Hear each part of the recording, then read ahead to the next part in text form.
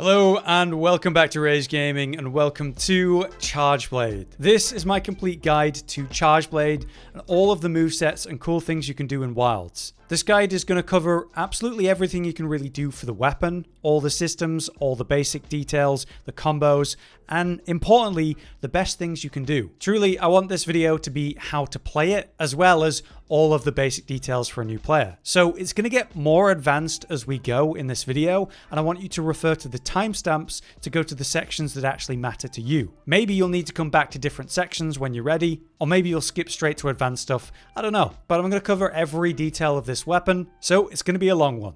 So let's begin. So let's begin with the main systems of the weapon, which means you have your sword and shield mode, and then we have the axe mode, which is transformed into, and then we can transform back out the axe mode, back into the sword and shield. So two separate modes of play, where largely you're charging up in sword and shield, and spending in the axe mode. Just like for any weapon, I'd recommend you pull up the play guide. Here you can find weapon controls for more information about every weapon. But in particular for Charge Blade, we've got a lot of systems here, so it's worth checking and just reading about. For core systems, let's begin with the charge gauge, which as you can see is represented with these vials. Here we have empty, yellow, red, and then like deep red or over. This is building up energy to actually store. So you can see as I'm attacking with my sword mode, we're building up energy and now the vials are going to turn yellow. So you can use the sword to do this, but you can also use shield attacks to build up energy as well. You'll see that the sword changes visually as well, going from nothing to yellow to now red.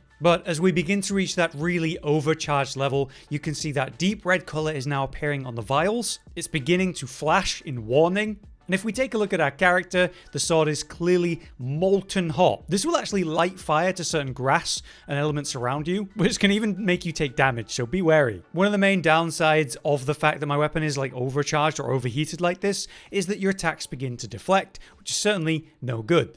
So you try to avoid this where possible. So you build up energy and then you put it into your vials. They're now stored. As you can see, they've gone from stored vials to overcharged or overamped vials, which are even more potent than your regular ones. You will spend these vials on a variety of purposes.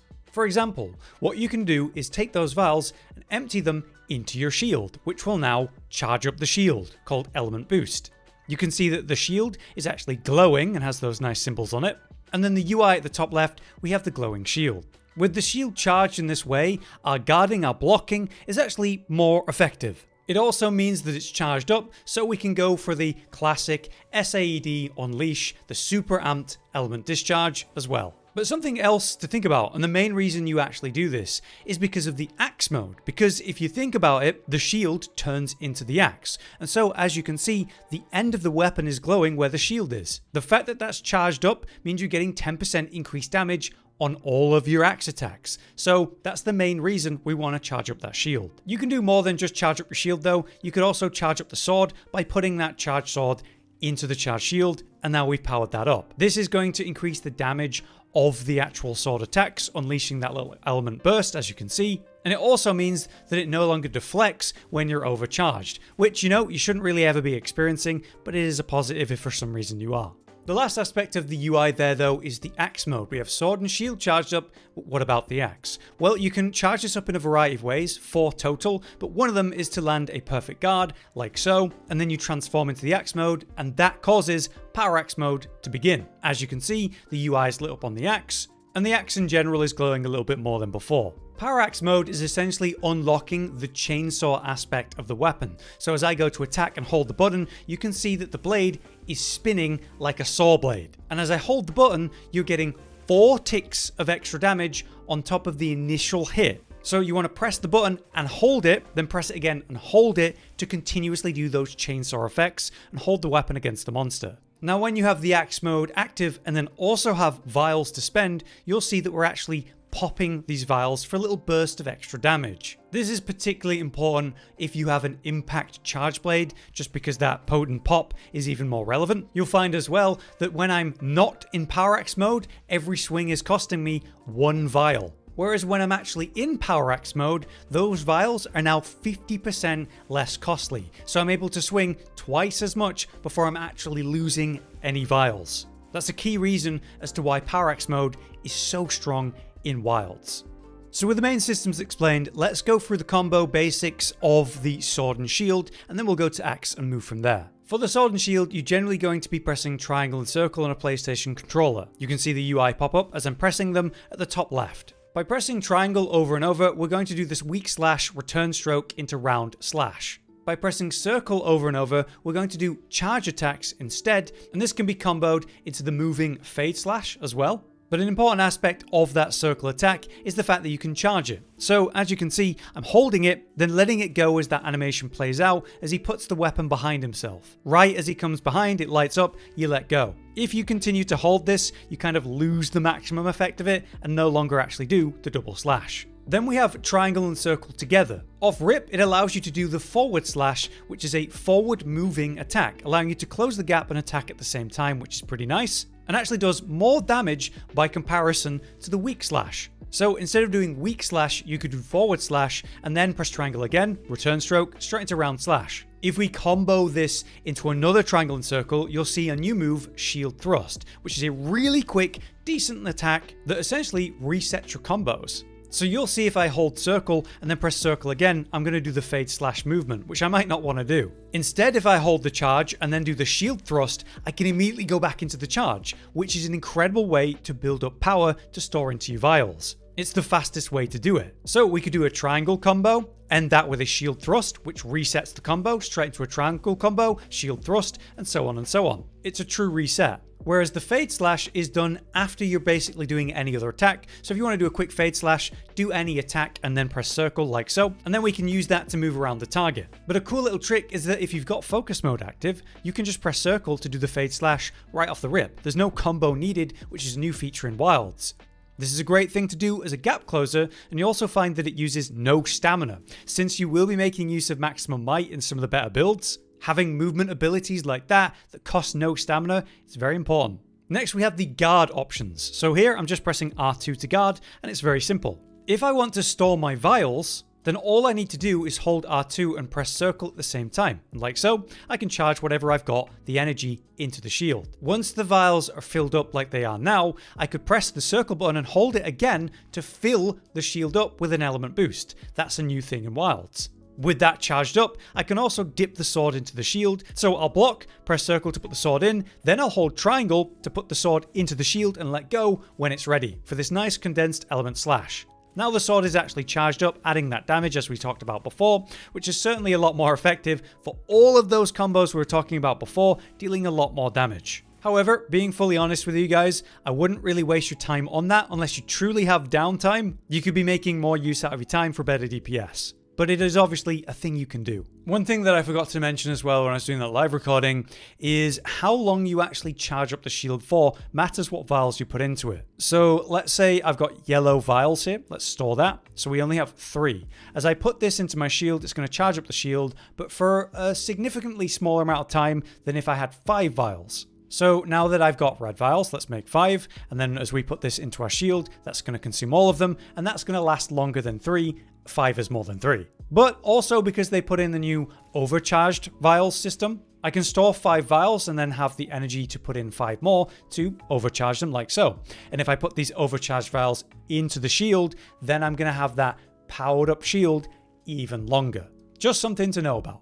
Lastly, for sword and shield mode, we have the shield and the timings of blocks, known as guarding. So perfectly guarding the last moment triggers a perfect guard, whereas there's another thing you can do called guard pointing to land a kind of perfect guard at the optimal moment. They kind of result in the same things, and so perfect guarding is a lot easier and more reliable to do. Let me show you. So right as we're about to get hit, we're going to block. And so, perfect guard, like so. After you land a perfect guard, there's a bunch of things you can do, like you could press triangle and activate the axe mode, which is one way to activate power axe, and that's pretty much the optimal or best way to do so. It's the thing that I use the most to activate power axe. Alternatively though, we could go for a perfect guard straight into a super amped element discharge to empty all my vials in one big hit. That's a great way to access super amped because they have changed that move around. But we'll talk about that in a sec. So that's perfect guarding, super easy. What's pretty cool about perfect guarding is it's a way to trigger the new power clash move, which allows you to go toe to toe with a monster, send it reeling,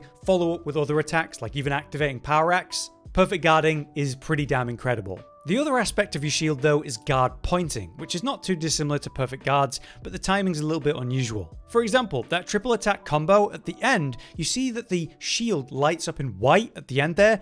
That is a guard point, which means if I'm able to attack and land that white effect right as I'm about to be hit, I will trigger the guard point, which is obviously not so easy to do since it's at the end of a triple attack combo. So it's certainly not the one I would recommend you use. Instead, let's say you transform into the axe mode. The morph slash actually has a guard point at its start, so you're able to use this like a well-timed counter immediately. But there's also a morph slash guard point as you end and turn back into sword and shield, like there, on a bit of a delay. In fact, even fade slash has one right at the end of it, but the most commonly used one, like I say, is sword and shield transforming into the axe because it's so much easier to actually land that, as it's more like a perfect instant counter rather than weirdly timed. The last thing I want to talk about is super amped element discharge, which is still a valid way to play with this weapon, though it's hard to compete with power axe mode because it's just so much more Phial efficient. There are sets and builds you can run for SAED in the full version. Since my shield is currently not charged, if I go for a super amped, all that's going to come out is the regular amped, like so. So we just need to charge our shield first. So by comparison, instead of getting an amped, I'm going to get a super amped as we go for this perfect guard, and then we throw out the super amped immediately. Awesome.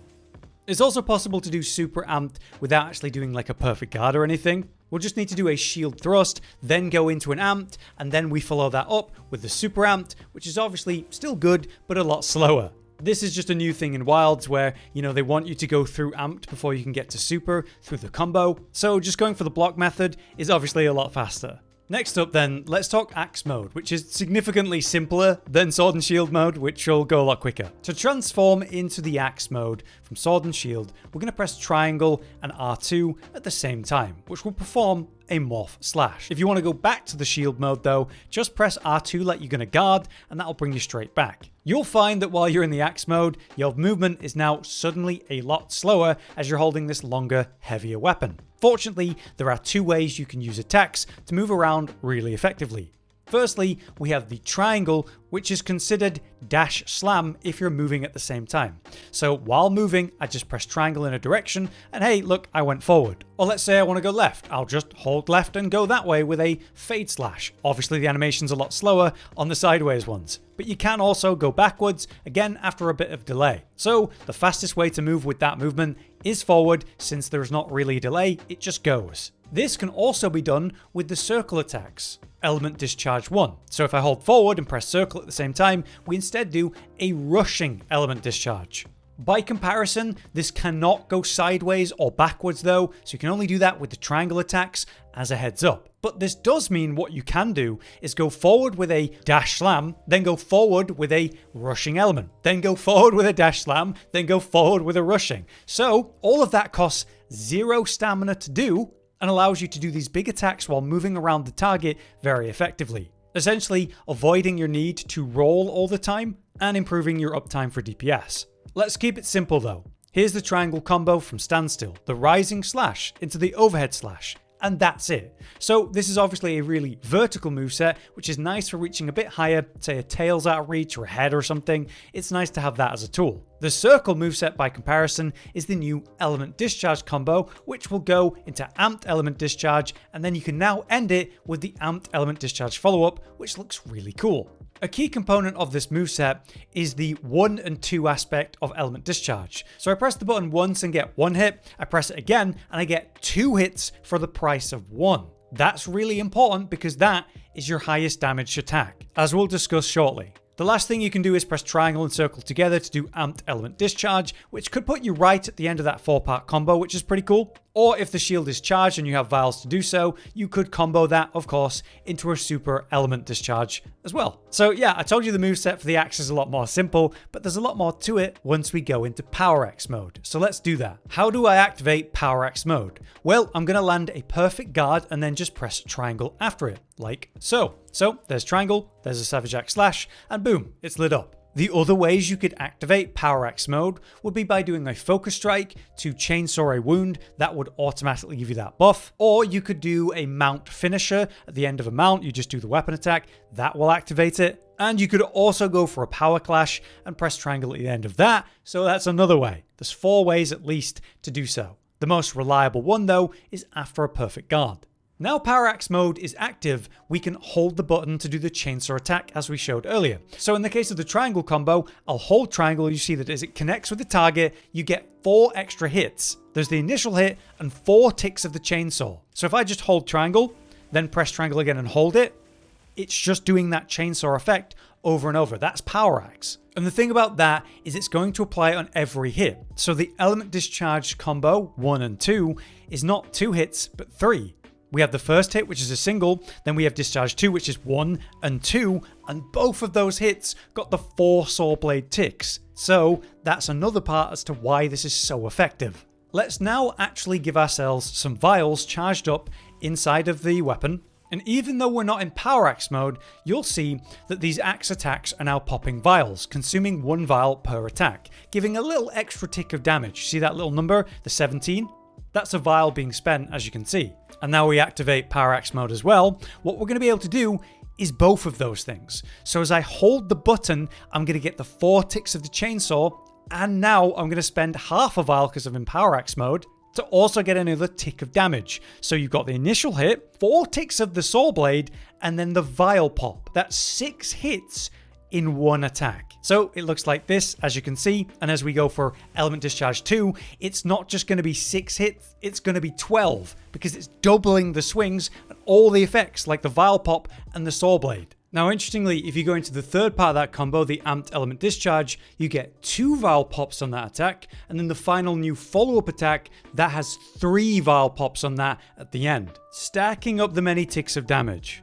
Those vial pops are going to be more relevant if you're using an impact charge blade because you want to get the max effect of those, whereas elements are going to benefit a lot from the little ticks of the chainsaw. Now, focus mode really changes the weapon, and it's a pretty vital thing to be aware of and actually using for charge blade. Not only can you accurately stay focused on the target or unlock, faster combos like going straight into the fade slash as we showed earlier, it's something that's going to really matter for axe mode because you want to be aiming the attack into the weak zone. Let's say this area is the head, we want all of the ticks of damage to go straight into the head, not the flank, not the wing, somewhere else that's dealing less damage. We want to put it in the head. So using focus mode, I can make sure that the hit zone is hitting slightly to my right where the swing actually is and is going into the head of the monster. So I'm using focus mode to help make sure all of those hits are going where they should. Not only that, focus mode gives you a kind of movement or magnetism towards your target. So let's do a test by coming over to this pebble here. We're going to use some axe mode attacks. With no focus mode, I'm going to see how many attacks it takes for me to actually reach the target. So we've got our dash slam, we've got our rushing element discharge, we've got our dash slam. We just barely reach it in 3 attacks, but really I need another one to get close enough. So let's go back to the start, and this time we're going to use focus mode to try to get to the target. So here we go. We're aiming at the target, we're using our movement abilities, and just like that, we are literally at the target in range of our attacks for full DPS in 2 compared to 3. So the point is, while using focus mode, you get closer to the target that you're aiming at on your movement abilities. So it's worth using for that as well. And one final very important thing about the universal nature of focus mode is how you can turn your attacks, and for slower animations like the many that we have with Charge Blade, that is a dream. Such as super amped element discharge, we can do a full 180 turn with this to accurately control where these attacks are going. Naturally, we also have our focus mode strike. So while you've got focus mode active, we press R1 to do our focus mode strike. In this case, it's a pretty great gap closer. You do a double slash with the sword and really move the distance. And if you hit, you're going to activate the power axe mode, do the saw blade, loads of ticks of damage there, and boom, power axe mode is now active. But as a little bonus tip, you can use this focus mode attack even while you're in axe mode. This will provide you the same awesome distance that gives you, but obviously, as you can see, it puts you into sword and shield mode instantly as well. So if you're looking to transform from axe mode and move like a dodge, the double Ren could be a great way to do that. So here's a very quick section on some transform tricks just to put them all in one place. So as I just said, even though I'm in axe mode, I can use my focus strike to use my sword and transform quickly and use movement at the same time. If I transform into axe mode, there's a guard point at the start of that, which is a perfect guard, really helpful to be able to do on the spot. Transforming back into sword and shield also gives me one on more of a delay. So if you think a hit's about to come, that could be a great thing to go into, and then if you somehow mistime it, you can still just block, which is a helpful thing. If you want to go into amped element discharge, you can cancel that by pressing R2 using elemental round slash. Why is this so important? Well, it charges your shield.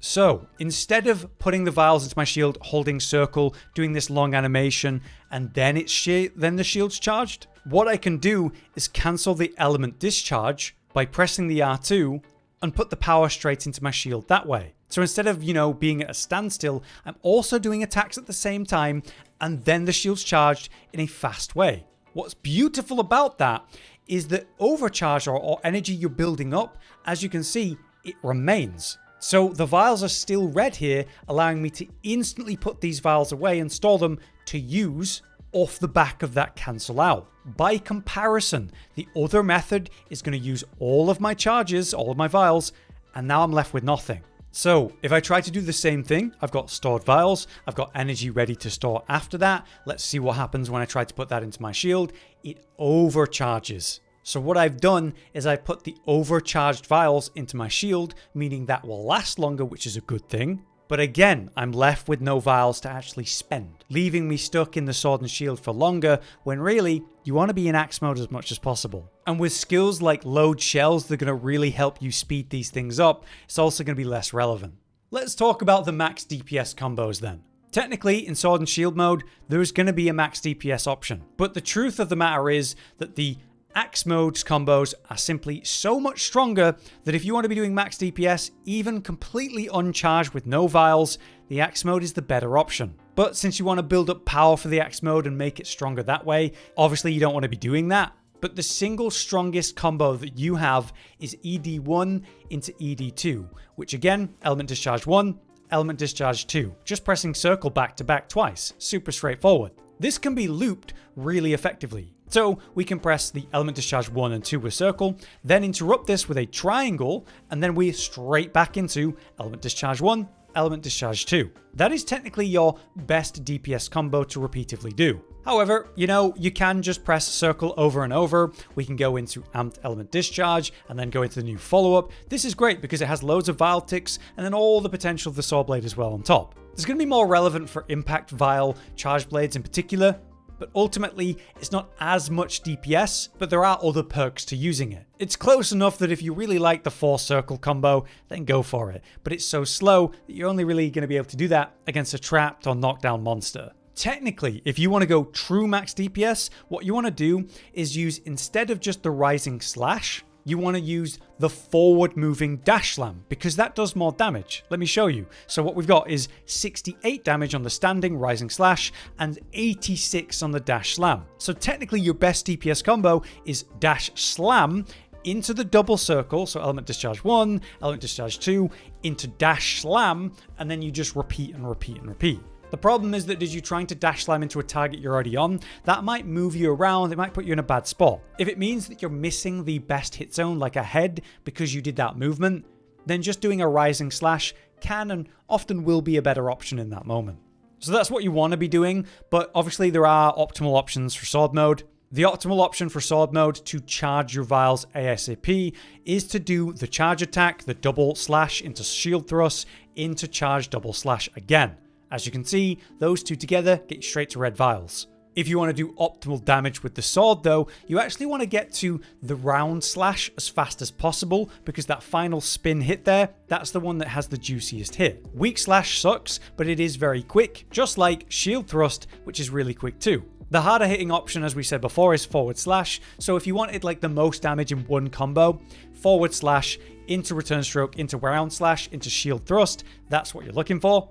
But again, if you're trying to max DPS with the sword, you're probably using the weapon wrong. You want to go into axe mode to maximize that DPS, which is significantly higher. Which is another reason that, as cool as putting your power into the sword is, going for this really slow animation that is condensed element slash, and then having that powered up sword so that these combos I just showed you is actually much more effective. It's cool, but it's nowhere near as good as the axe mode damage. So I don't think it's worth really engaging with. So what's the optimal opening with Charge Blade? Well, what you want to do is run up to the enemy and sneak attack it. Sneak attack is great because it's this potent double slash, which will indeed help build some vials to work with. It also causes a flinch for the monster, so after that flinch, you can move in. Maybe you'll roll forward and position yourself, maybe you'll do a focus mode attack to close the distance. But ultimately, you want to put yourself in range to do the charged double sword slash, building up lots of vials. One sneak attack and one double sword slash will put you to red vials to stall, so you'll do so. Next, the monster's probably going to roar, so we're going to perfect guard that by blocking the roar at the last moment. Because you're perfect guarded, you can immediately power axe, so now power axe is ready to go, and you've got 5 vials stored. What we need to do now is charge the shield to enhance the power axe mode, that damage by 10%, and have vials to actually spend. So we'll go back to sword and shield mode, we'll build energy to store, and then we'll do the element discharge cancel, which will shield charge, and leave us with vials to store the now empty vials. And now we're ready with power axe mode, the shield charge is there, and we have vials to spend. At which point we'll go into axe mode and start to do our bread and butter axe combos. For gameplay loop advice where things aren't so obvious and straightforward as that, I would recommend you lean on the forward movement of the axe attacks as we showed, the forward triangle and the forward circle. Repeatedly using these to move around the monster to deal good damage and evade its attacks and be an annoying sort of buzzing fly, looking for a proper moment to do the ED1, ED2 combo. But if you are facing some of the bigger bads of the game, the final tier of monsters as we'll call them to anti-spoiler, you will find big attacks are common, wide-reaching attacks especially. And the beauty of Charge Blade is the fact that you can quickly swap back to the shield and perfect guard, guard point, or just raw guard against a lot of this stuff. Arkveld as an obvious example is a great one because a bunch of his attacks slam at you with the chains, you block them, and then you start to punish them immediately because the chain, the nice hit zone, just landed next to you. So swapping to sword and shield to prep a guard regularly for whatever attack you're dealing with, also a valid option. In regards to getting into power axe mode from neutral, obviously you're going to want to try land perfect guard to do the axe transformation and get that reliable, fast power axe mode unlocked. If the monster isn't facing you, so it's on your palico or maybe you're a multiplayer and that's a problem, go instead for some repeat aerial attacks using the seikret. This will activate a mount on the monster, and at the end of that, you'll activate power axe. If someone else has taken the mount then, we'll then try to focus DPS into one location, that'll open a wound and then you can focus strike that. But if you can't do that, then I guess just try to get a power clash as your last option. Let's now talk about ideal Charge Blade skills.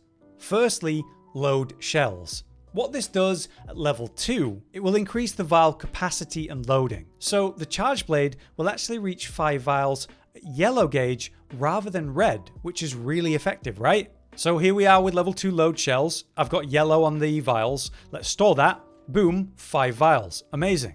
But what happens when I have red vials compared to yellow when I have 2 levels of load shells? Well, instead of getting 5 vials, I get that 10 overcharge, allowing me to get more effect out of my super amp and of course my axe discharges of these vials. So yes, load shells as a skill is absolutely insane for Charge Blade. Next, I want to highlight Power Prolonger, which very simply allows you to stay powered up longer. So let's say you've activated your Power Axe, it's going to last much longer with Power Prolonger. So that's really nice since you want to be in your axe mode, doing your axe combo as much as possible. I will reference artillery if you're using impact vial charge blades though. Strengthens your explosive attacks like shells, wyvern fire, charge blade vial attacks, and sticky ammo. So your vial pops with the axe mode, they're going to deal more damage. At level 3, it will greatly increase that output. So impact vials, definitely worth running artillery.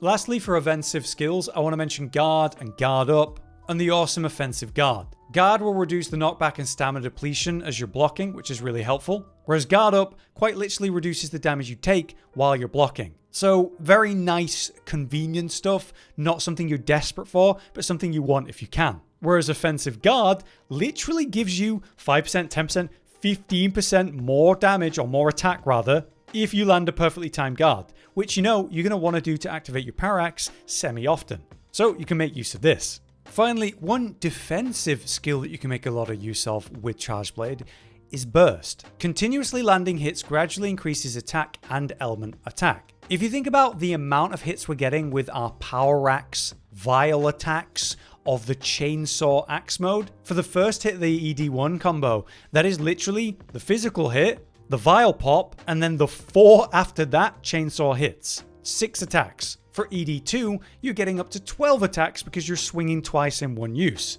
Basically, you're going to maximize burst super quick with your axe mode attacks, so it's actually a very meta skill for this weapon. Lastly, a couple cool tips to do with the Charged Blade. Did you know that you can press the button that starts the attack, and instead of holding triangle in this case, I'm going to hold R2 and it's still going to do the full attack and hold the chainsaw into the target. If this feels more comfortable to you, then it's something worth knowing about. But in my opinion, the best aerial attack you have is while you're flying in the air, press R2 to transform into the axe mode for the biggest possible aerial hit. But while you're doing that, hold R2 so that you also get the charged sort of chainsaw effect if you're currently in power axe mode. So let me show you. Aerial attack, hold R2, I get the 4 ticks of the chainsaw. So that's all aerial damage, meaning I'm even more likely to actually transfer into a mount attack because of all that aerial damage. So if I'm going to jump off the back of a seikret and do any attack, it's probably going to be leap and hold R2 for all that burst damage with one single attack. But there you have it. That is my overview of all things Charged Blade in Wilds in our initial version. If you guys have any extra information, tips, tricks, anything you'd like to say about it, then let us know in the comments. Maybe you'll help someone. I will be back soon with a proper build video for Charged Blade where, you know, we're not going to worry about spoilers. I won't be wearing this early set and basic weapon. And we'll really get into the nitty-gritty of how to set up your optimal Charged Blade build. So thank you so much for watching. If you stuck by this whole long video, I really appreciate it. Until next time then, I've been Hollow, you've been you. Thanks for watching. Josh, Cotton, and Hollow with the videos, dropping the humor like a hammer on your tippy toes, bringing entertainment on a daily arrangement to take our insanity and turn it into entertainment. Yes, I said entertainment twice, to reiterate that it is nice to look into your faces on a mostly daily basis when you let us in your homes to make the whole world a stage. Goodbye.